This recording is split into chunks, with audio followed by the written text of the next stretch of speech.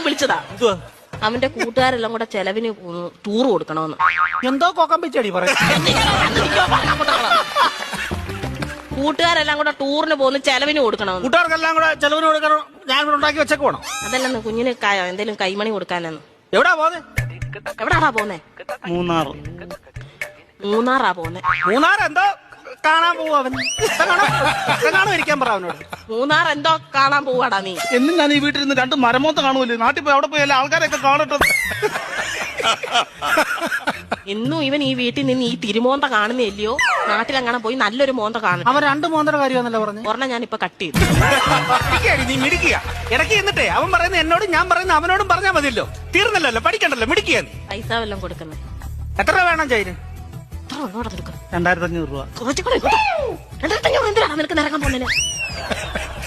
5000 രൂപ വേണം. 6 പേരുടെ